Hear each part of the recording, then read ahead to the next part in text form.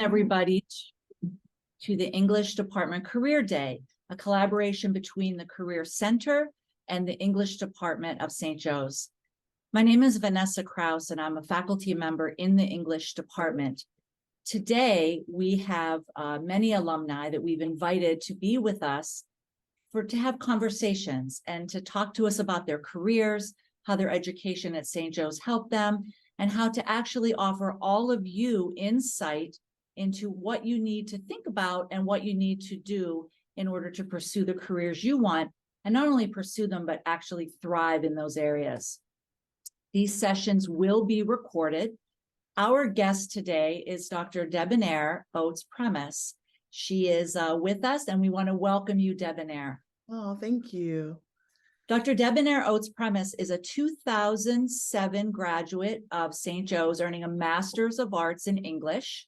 She's currently Vice President of Diversity, Equity, and Inclusion at Oakview Group. Debonair has worked with them for almost 2 years and had a 14-year stellar career at Community College of Philadelphia. She had many roles there. During her time here on Hawk Hill, Debonair earned her degree here, and then she went on to pursue and earn a PhD in Indiana University of Pennsylvania, and that degree is in English. She leads a dynamic DE&I training program and actually helps participants to understand that their training is the floor, not the ceiling of their career, and that their real work actually begins with your first action item after your training ends. So I have a list of questions, Debonair, that I'm going to be asking you, followed by Q&A from our listeners. So are we ready to get started? I'm ready. Wonderful. So Dr. Oates-Primus, would you please describe for us your current role, the core responsibilities, and what an average day or week looks like for you? Oh God, when I saw this question, I'm like, this could be the whole session, but I'm going to try to abbreviate it. So, this is an inaugural position at my company, and I want to start with just maybe folks don't know what Oakview Group is. I don't want to make the assumption. Oakview Group is a venue development and management company for sports and live entertainment. We own, operate, or manage over 400 arenas and stadiums across the US, the UK, and Canada. So probably if you go to a concert, if you've been to a sports game, my company either does the food and beverage in that stadium, or we manage it, which means all the staff in it are there. So I am, the company was founded in 2017. So it's young, but we're in a hyper growth period right now. And I oversee all of our DEI strategy, programs, and initiatives. But it's the first of its kind at my company. Corporate is a little bit different than higher ed. And most higher ed institutions, DEI has like a 20-year track record. In sports and live entertainment, they are literally just starting like post George Floyd, right? As we saw in the news, right? My company is like one of those companies that created the position post George Floyd, and I made a jump from higher ed to this industry. So yeah, I spend all of my time either implementing the strategy that I created in 2022 when I first started, operationalizing it through, we say it's through the fabric of an organization, right? In order for us to maximize the impact of DEI, it really has to be in every corner of the organization. In some spaces, it's an easy fit, like human resources, right? Diverse talent, recruitment strategies, and how to make our internal talent pipelines more equitable, and policy changes. But other departments is trickier, right? Like finance, tech, and all the things. So a typical week of mine, I'll just start with, oh, Dr. Green is here. Sorry, she's my former professor. Hey, sorry, I am pausing in the middle of my first question because I'm so excited to see you. Where was I? A typical day in my, like a typical week. So there are some things that are just like standard, right? So, every Monday, for example, are all my leadership calls. So for every division in our company, I am part of the leadership calls. So DEI is the most successful when you have 3 elements at any company: executive sponsorship, executive commitment, executive engagement. When I first started, during my interview, I explained to them what my conditions would be for me to take this job. And I needed a commitment from them. And when I say from our CEO down, I was like, I need to make sure you guys are engaged and committed. So every week I am in a series of from like 10 a.m. to like 2 p.m. leadership calls with our senior executive teams of all those divisions. And we talk about updates on certain initiatives. For example, we launched, along with our DEI training program this year, our supplier diversity program that is being operationalized in every single one of our venues. It's a commitment to a more inclusive procurement process. So what I've done is had all the venues commit to 15% of their vendor spend be from diverse vendors. That's like a new policy like that we created in the beginning of January, but it's a lot of work to keep folks accountable. So much of what I do is just keeping department heads and leaders accountable for what we have agreed upon in the beginning, right? And so creating accountability structures, giving them updates, sharing data. So we create, I've created metrics and benchmarks, and every week I give these leaders updates on the data. For instance, I gave our leaders this week updates on where our DEI training program is right now. We made our training required, so I had to give them. I give them every week what our numbers are participation wise, our engagement rate, and our completion rate for it, and then I give them the plan moving forward. A lot of times I'm giving them like tips on what I need from them. So much of what I do is like, I need you to do this. And this week, for example, with our leaders on Monday was for them to send emails to all of their team members, reminding them that we have one last cohort left for DEI training. So anyone who's missed them has to make it up. And then I'm drilling down on them how important it is that it comes from them and not me. A lot of DEI work folks think like you hire someone like me and I do all the work, but actually a lot of my job is asking leaders to own their position in the DEI work. So it's me telling leaders like, you need to send this email out. You need to make sure that it's on your agendas for your all of your your like GM meetings and RVP meetings. And then I work with our business development team a lot. I was just telling Trish that 60% of my job is travel. Because when you're operationalizing a DEI plan across a global company like mine, and I am the global head of DEI, it requires a lot of oversight. So let's see, this week I got to stay home because we were pitching for a cultural attraction center in Philadelphia. But when our business development team goes out and pitches for new business, a lot of the times the RFPs that come through, we'll have sections that ask us to explain our DEI metrics, explain our DEI plan. And these days, which is a plus, like we're seeing a lot in the industry, is that a lot of businesses are like, we don't want to do business with your company until you show us what you're doing in the DEI space. It's really coming down to that. And what we've learned since I've been here is that it's our competitive edge. So I spent a lot of time responding to RFPs, at least probably three a week, because we're always going out for new business. And then if we get the bid, right? Because what companies do is they put an RFP out. Lots of companies like ours respond to the RFP, and then they shortlist their top 3 companies. We've been lucky, we've been in their top 3 a lot.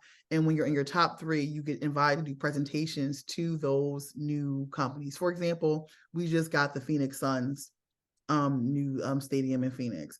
When they shortlisted us for that bid, I had to fly to Phoenix along with our senior executive team to talk about our DEI efforts. They were clear in their RFP that they wanted to know what we're doing in this space and what they would get if they joined our company. So I spent a lot of my time doing that. It's a lot of just, again, accountability structures, revising plans. I'm also hiring now. So when I have a free moment, I need to be looking at our HRS system and figure out who's applying for these positions so I can get some help, because the work takes a lot of work, especially at a company our size. How did you get your first internship or job? I have never had an internship. Actually, I would not recommend what I'm saying, but I didn't get an internship, and this is gonna be like a huge story. My first job out of St. Joe's was I don't think Dr. Parker is like Dr. Parker retired now, Anne? Okay. Well, Dr. Parker was the chair of the English department when I was in my graduate program, and I took her class the last semester I was there. And I remember I forget what the assignment was, but I wrote my last paper about, I was teaching high school at the time and I hated it. And I wrote a paper about all the education gaps and education like inequality within it. And after I graduated, maybe a month after I graduated, she called me on the phone and said, "Hey, would you want to teach college?" And I did actually. I was going out on interviews to be an adjunct professor, and I'll never forget. I like dressed up in this like suit I couldn't afford, and Dr. Parker was like, she just finished walking the track in St. Joe's, and she was in like the most casual outfit, and I'm saying that to say I came in prepared and I had studied for it, and it was 3 questions and we were done. And it spoke to her confidence and faith in me. She was like, "Deb, this is going to be a conversation, and probably a short conversation, because I know what you can do." And then so yeah, that was my first job out of graduate school, was teaching at St. Joe's, and I taught there for, I don't know, 4 or 5 years, I think, and a while. Me and Andrew were in that adjunct room for what seemed like years. And I also taught at Temple University. I taught at like Delaware County Community College of Philadelphia, Newman College. I think that's it. And I did that for around 5 years before I started applying for full-time tenure track positions. And then I started working. And then I got a full-time position at Community College of Philadelphia. And then, yeah, I was tenure track there. I got tenure within 5 years, and then I got promoted. And then I started doing DEI work while I was teaching. It wasn't intentional. I didn't think I was going to be doing this like full time, but I think there are questions later where I will expand on how I transitioned from, because I taught English, by the way. I taught English, and then at CCP I taught African American Lit a lot, because that was popular. And then I created a Black Studies program at CCP, which was a whole new major. And then I became a department chair of that program. And then I was doing that work. I was on our DEI council, and I opened my big mouth at an English department meeting about how I didn't understand why we were not being more intentional about recruiting more like diverse faculty. We were like hiring all the time in English, but every time they would show who got hired, it was no one from diverse backgrounds. And after I got tenure, I started saying like, what's going on here? And I had a really great boss at the time, my department chair, who was just like, "Deb, can you take this on? You're right. I also feel like we're not being intentional about recruiting diverse faculty, and you should be on the hiring committee next time, and I'll support whatever you want to do moving forward." And what I requested when I was on the hiring committee was that we get a inclusive hiring training before we start. My boss said yes. But the person we got to do it was horrible. Oh my God, they were horrible. I wasn't the only one who thought so. The whole hiring committee thought so. And like when I say horrible, I mean teachers are the worst audience, right? Like, it's like we're so critical. And I was just like, oh my goodness, does this person even have a background in teaching, facilitating? And he just had personal stories the whole time about his biracial grandson. And afterwards, the hiring committee looked at me and said, "Deb, is this what you wanted?" I said, "No, I was hoping we would get some education around bias awareness and how to, create bias disruptors." And the more I talked, the hiring committee was like, "Yeah, I want to learn about that too. Deb, could you do it?" And I was like, "No." They were like, "What do you mean? Like, you teach African American literature, you're getting your PhD in critical race theory. Like, you could do this." So I went home and I designed something, and I did do it. And then we moved forward, and we were the first hiring committee to hire all faculty from underrepresented groups. We hired 5. Every single person we hired that year was from underrepresented groups. By that time, the vice president of academic affairs had heard about this and was really impressed and asked if I would do this, if I would come up with initiative, right, we can do this college wide. And he gave me a list of all of our departments and our DEI metrics, like the last 3 years, the hiring trends. He was like, there are departments that have never hired a faculty of color. Like, do you think you could replicate this? And I did. It grew. When you'll notice in higher ed, when you do something well, they want you to keep doing it or do it bigger. So it was just a lot of, the president was like, hey, the board has heard about this. If we put a budget behind this, would you do this from year to year? And slowly I started becoming someone on campus who was known to have results driven, right? I'm like DEI plans. So What is something that you wish someone would have told you when you were in school, whether it was here or anywhere else? oh my goodness, that just doing your job and just being good and doing the work is how you advance. That is a false narrative. And I don't think anyone even ever told me this before I got into the real workforce. I was a really strong student. So I believe that, like in class, if you do your work, you you get good grades, you advance. That is how it is when you're in school. In the workforce, that it's not all that you need to do. I wish someone would have told me about the importance of building relationships, of building strategic relationships, about the importance of networking, the importance of finding a mentor and a sponsor, right? Like all of these things, because that's what career advancement really looks like. People think it looks like, well, if you do your job well, you will advance. And I learned quickly that's not true. You'll see in a workforce there are people who don't work really hard and advance because they do know how to build relationships strategically, and that is just as an important skill as any of the technical skills that you learn that you think you're going to be doing on the job.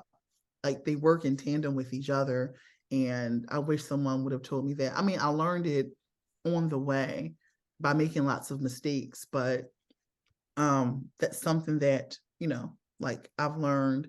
And to take opportunities, I've struggled with imposter syndrome probably most of my life, partly because of my socioeconomic background along with my racial background. I'm from a low-income neighborhood in West Philadelphia, single mom, first generation college student, navigating predominantly white spaces most of my career in academic life. And all of that combined, right, means that I have struggled with a very acute version of imposter syndrome. And what that can do in a workforce is really silence you, make you scared to speak up.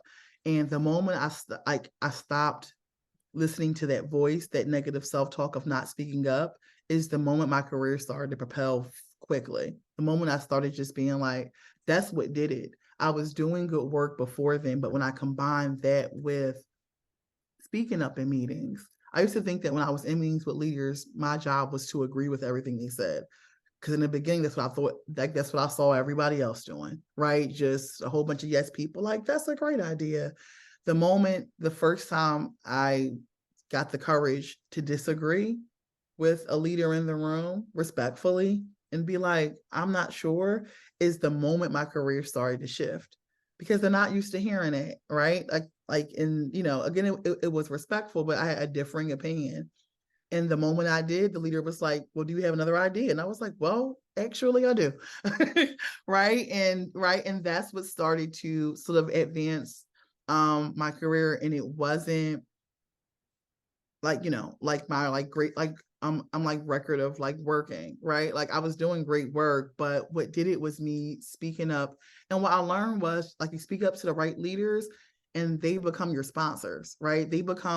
Always say a good sponsor is a person who says your name in rooms that you aren't in, right? And what I was getting during that time were really great sponsors who were saying my names in rooms of power when like that I wasn't in. They were the ones that were just, one of them was our vice president of student affairs, I think like at the time the only Black woman who held that high of a position at CCP. And she was saying, I didn't know at the time, but she was saying my name in boardroom meetings. She was saying my name to the president. Like, I think Deb would be great. And it came from me being in meetings with her where I just was like, I don't think we're moving in the right direction. Or I would say things like, I just looked at our data and I'm confused. What initiatives are we doing to actually address these disparities? And you can tell, like when I said it, it really was like mic drop in the room. People were like, oh, she about to, what did she say? And it was scary because no one was doing that. But what I learned was because no one was doing it, they, you know, we weren't moving in the right direction. So by the way, I've learned from being a DEI practitioner that that's called, like, there are 4 types of safety that you can create at work, right? And well, psychological safety, right, which is important, but challenge safety is also another level of whether or not your workspace is safe. And that's shown with when folks able to challenge power and authority and still maintain, you know, their stature and move up within it. So, Deb, how does your Jesuit education impact your work, how you do your job, your career aspirations, and decisions that you've made so far? oh wow, I don't know if I saw this question on the list. Um, maybe I looked over. I don't know if I've thought about. I guess because I was English, right? I don't know if during my time at St. Joe's I gave much thought that I was getting a Jesuit in my education. You know what I mean? Like I don't, like when I think about my studies and the courses I took, I don't know if, I'm trying to think if it ever intersected, right? Like where, right? Like it's not, and Dr. Green knows this, but in the English department, right?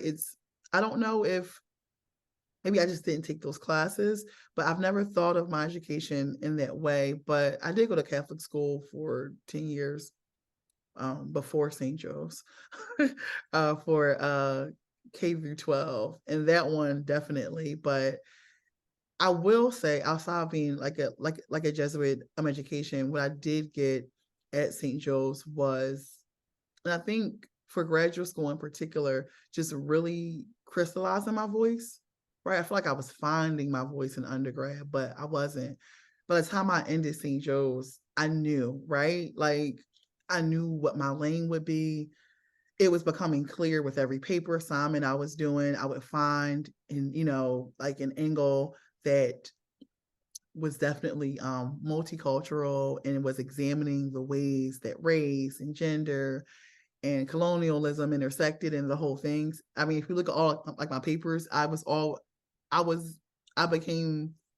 a Jedi, like at finding a way to like intersect it. You think I couldn't? In Dr. Parker's class was one of the classes where she's like, how did you do it? I was like, yeah, I know. The absence of it sometimes too was what I would focus on. So I definitely found my voice. Final question before we open it up to Q&A is, what advice would you give to students as they prepare to enter the job market? I mean, I think what I would like the most impactful advice I can give is to not be rigid around what you can do. I feel like for a while I was I'm a Virgo. I believe in plans and plans for my plans and backup plans. And I thought my career was going to look in one way. You couldn't have told me even 4 years ago that I wasn't going to just stay in academia for the rest of my career. Right. And I actually fought this, like this pivot that I did. I fought it so hard because I had this one idea of what my career was going to look like. But COVID really changed my perspective, like it did for so many people. I taught online classes, but I never taught fully online classes. And teaching fully online showed me that I was really great at teaching. I got a lot of teaching awards quickly when I was teaching, and I was really good at it. But during COVID, teaching online, I realized it wasn't where like my passion was anymore. I found myself enjoying more the work I was doing in the DEI space, which wasn't my full-time job technically, than the teaching. And for a long time, like I wasn't being honest with myself about it, right? I kept saying, it was like I was convincing myself that I was happy. I was like, no, I love this, right? I'm supposed to love this. I had gotten the Limbeck Award for teaching, which is the highest teaching award you can get. And I remember thinking, no one knew it. I remember thinking right before my lecture, like, I don't know if I love this anymore. But I turned it off and I was like, what do you mean? Students love me. I love this. This is it. But it wasn't where my passion was anymore, right? Like just because you're good at something doesn't mean, like you should continue to do it for the rest of your career. And I guess my advice, like don't be afraid to pivot, right? Like just like you should not be afraid to pivot. I didn't know if this was the right decision for me. I didn't go into this story, but I didn't even apply for this job. Like a recruiter for my company found me on LinkedIn. This is a funny story, and I promise, like I'll stop talking. But this is what I mean about don't be afraid to pivot. A recruiter reached out to me, and our first conversation, she reminds me of this all the time. Like we're friends now because I have a consulting business as well, and now we work together in our consulting businesses. And she retells this story all the time. She reaches out to me for a job. In our first conversation, I'm talking her out of why I'm not the person for this job. And I was talking her out of it because I never saw myself doing this work outside of an academic setting. I was applying for other jobs. I knew I wanted to leave teaching, but I was applying for DEI jobs in higher ed. This recruiter reaches out to me from my current company, and she's like, "Can we go on a call?" I planned during the call to tell her to give her recommendations for other people that was better cut out for this job. And she spends like 30 minutes trying to tell me, nope, I think you should at least talk to some of the leaders of this company. And I have a series of 5 interviews in a week with this company. And every single one, I'm just like, listen, I've only done this in higher education. I know nothing about sports and live entertainment. I'm not your girl. Move on. Go ahead. And every single one, they're like, you're exactly who we want. Are you kidding me? And by the end of it, I met with the CEO of the company and general counsel. No, the CFO, the CEO, and general counsel, 3 white males. And I'm on a call and, they're going hard. They're like, what do we have to do in order for us to get you? And they're throwing out numbers that I'm just like, is this real? I remember thinking like, is this real life? And I'm like, it's not about the number. I want to do impactful, mission-driven work. And no offense, I think this is going to be a checkboxing kind of gig. And our CEO says to me, what if I tell you, you get to build this out however you want? You report to me, you whatever, he was like, the minute you see that I'm not on board with it, you can leave. And he said, I will add a golden parachute into your contract, which is basically like, no matter what happens, I get a severance. And I was like, I don't know. And this was a Friday. Saturday, he calls me and he's like, please give us till Monday. Look at our whole offer and see what you think.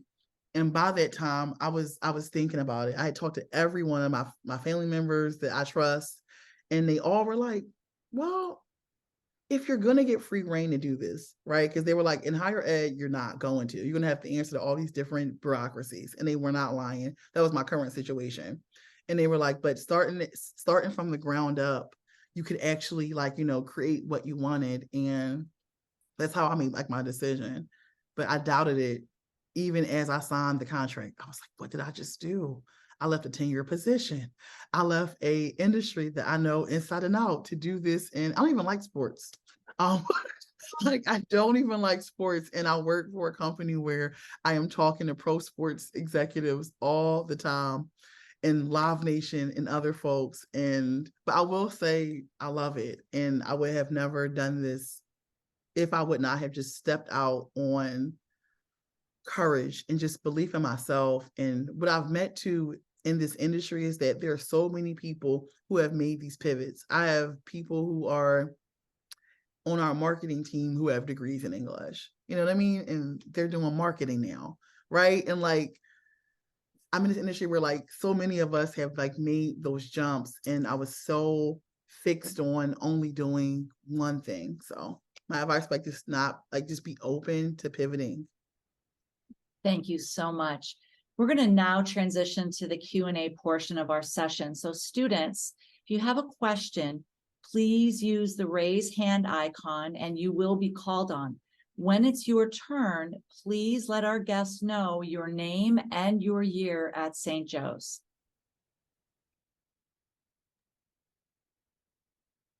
So Vanessa, I'm just going to pop in here because I think that you have your students in front of you, correct? She's Okay, on you're muted. You're muted.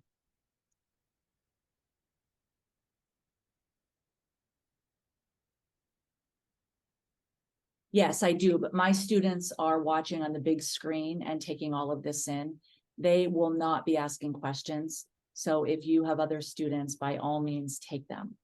Okay, so we actually don't have any other classes who have joined us today. So If we you are have from students, okay. yeah, Okay. this is All right, your private so screening here. So if your students want to raise their hand and ask you or come in front of you, that'd be great. And I can, as you're sort of facilitating that, I can just kick us off, and Deb, if you don't mind, I'll ask you a question just to while students think about what they all right, might I'm gonna mute it and then I'll come back if we have any questions. Thank you so much. Great.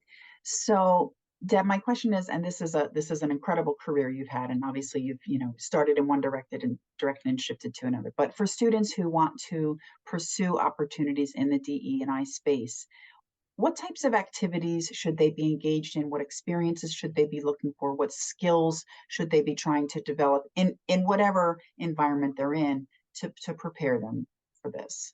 problem solving skills, conflict resolution skills, like so much of DI, right? Like you're a change agent, right? Some people's jobs are to maintain the status quo. DI practitioners and scholars' jobs is to disrupt it, right? You are literally going in and being like, this process needs changing. So change management, right? I'm gonna get something.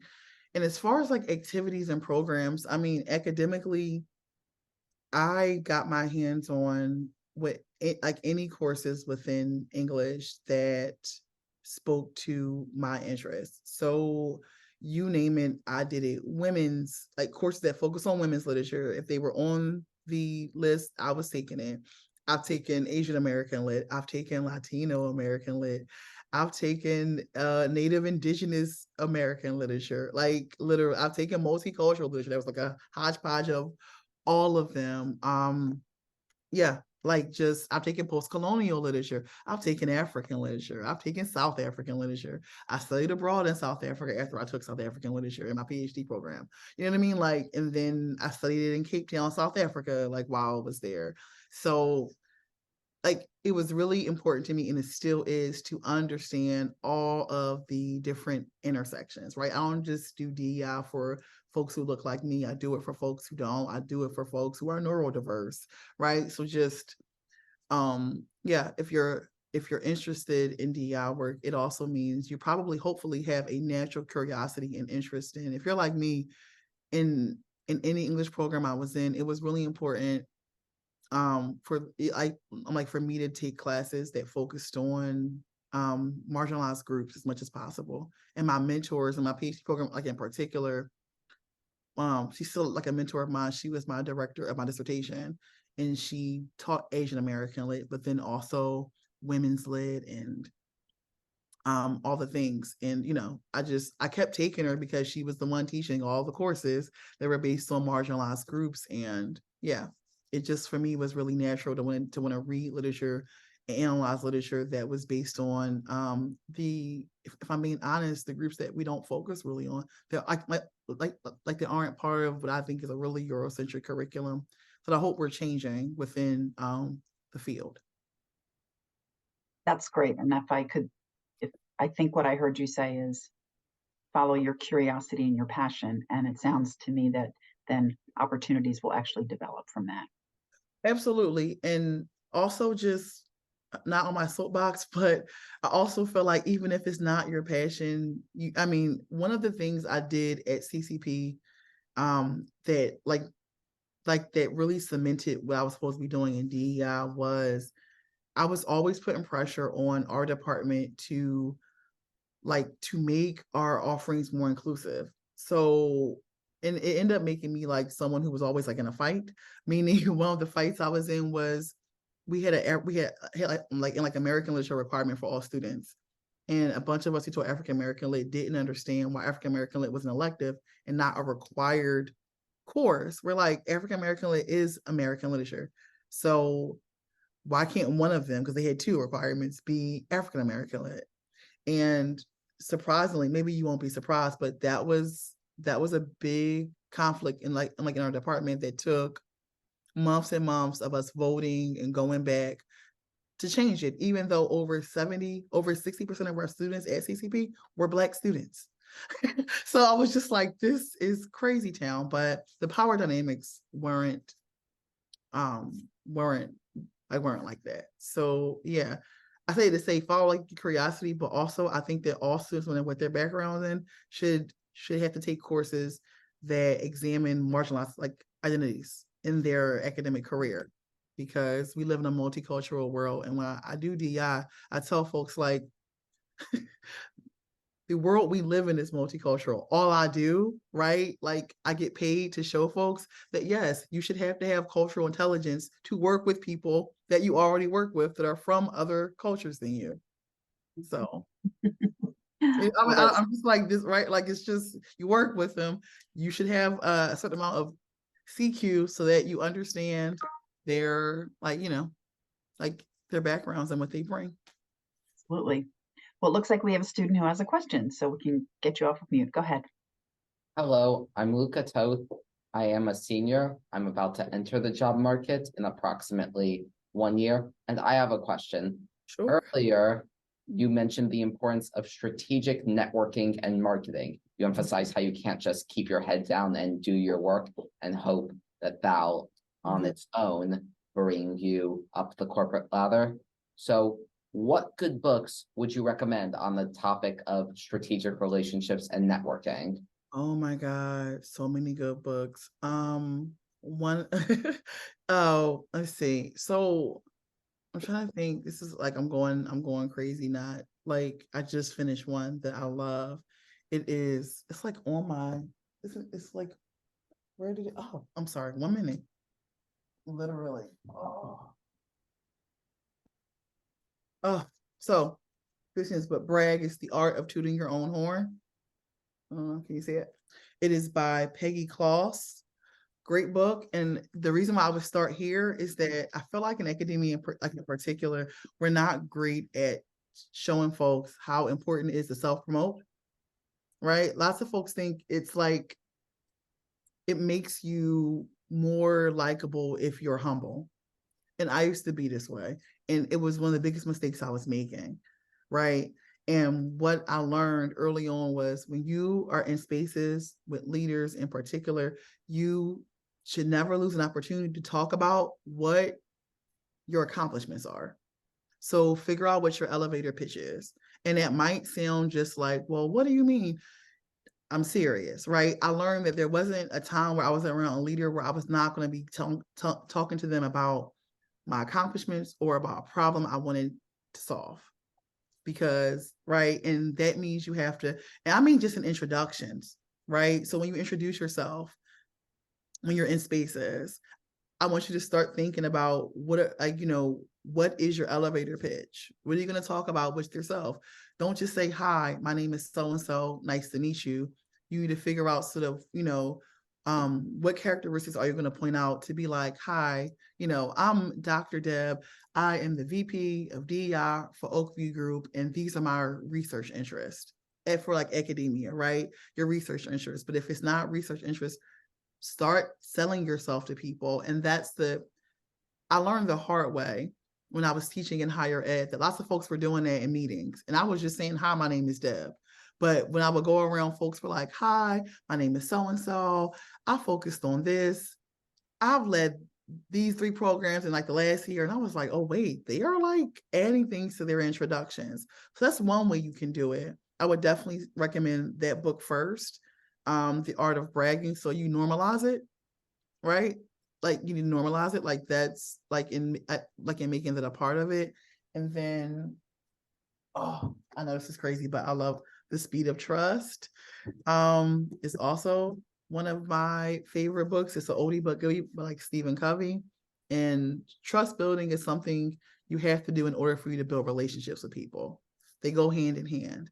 So you should understand just sort of like, you know, how you build it out and how you grow it, because it's a skill, right? Getting folks to trust you, because trust is also the way that they have confidence in your abilities to lead projects. You know what I mean? All of these things. So learning how to do that.